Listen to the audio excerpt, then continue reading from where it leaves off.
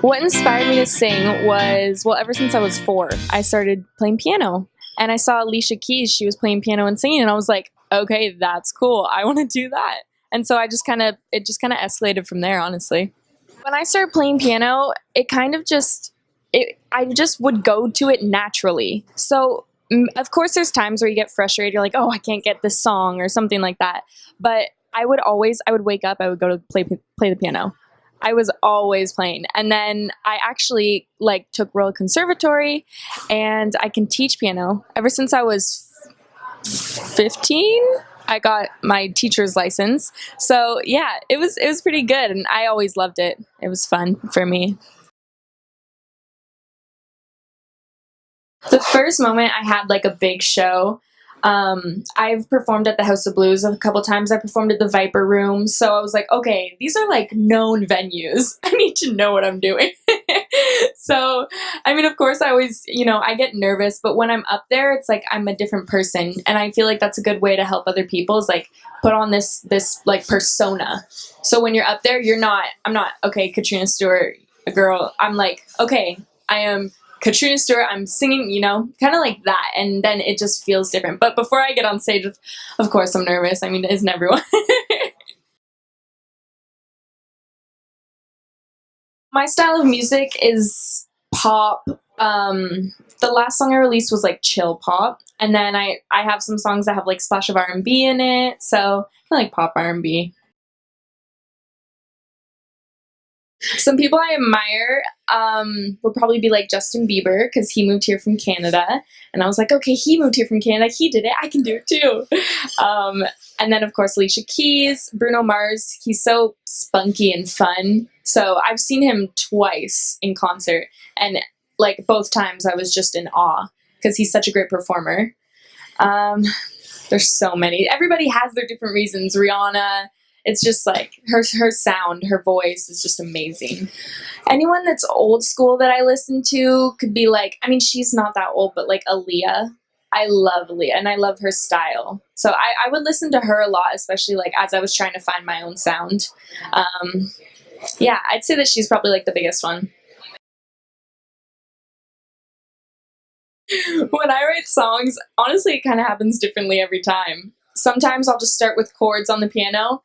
I'll start humming a melody, and a word will pop out. And I'm like, huh, okay, let's write around that word. Or sometimes I'll have a concept. I'll write notes in my phone. If I think something's a good lyric or a good concept, I'll write it in my phone. And then I'll create the story off of that. I could be hanging out with someone, and they'll say just a sentence, and I'm like, hey, that could be a good lyric, and you write it down. And then it just kind of escalates from there. Sometimes, yes, I definitely overthink it. There's a couple songs where I'm like, okay, no, we're gonna need to change this. We're gonna need to change that. But I think honestly, it's better when you don't overthink and you just write from the heart, write what you're actually feeling. But I like to write with other people too. I like to co-write because I think it's good having other people's opinions and other people's ideas. So yeah. So growing up, I mean, since I was in music my whole life, I obviously had that support from my family, and they helped me get in all the music lessons, and I had the piano, guitars, so they supported me a lot, which was amazing. And then moving here, I moved here when I was 14 or 15, and my mom moved here with me, so that support was just insane. We both left our lives in Canada and just moved here for my career, which is crazy. But of course, it gets hard because my family's in Canada, and they want me. They want me around, but I've had the support of my mom, which is amazing, living here with me.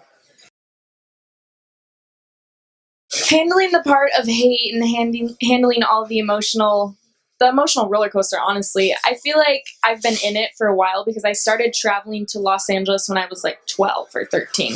And so I've been in it for a while, and looking back, I would say when I was 13, I was not prepared. But now, being in it for 5 years, I feel like I'm more emotionally prepared.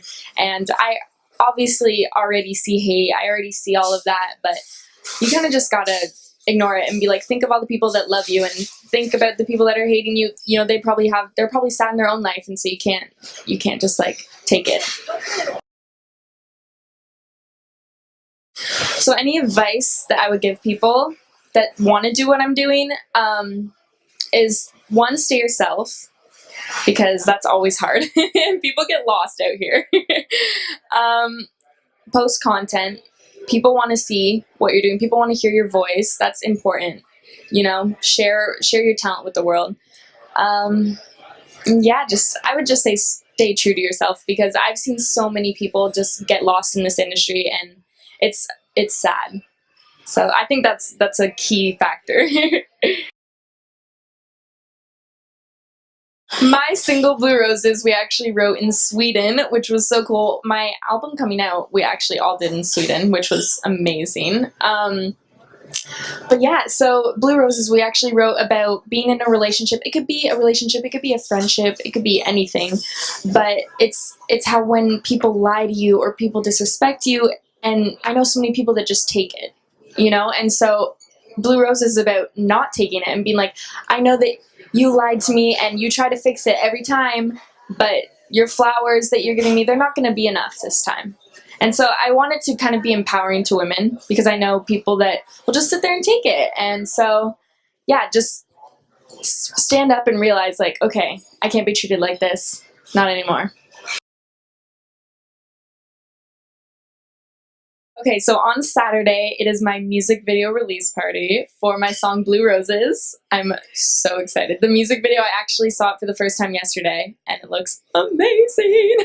I'm so excited. So at the venue, I'm going to have a lot of friends, a lot of celebs. There's going to be a red carpet, hors d'oeuvres, all that good stuff. And I'm going to be performing Blue Roses with a band and dancers, so it'll be a different twist.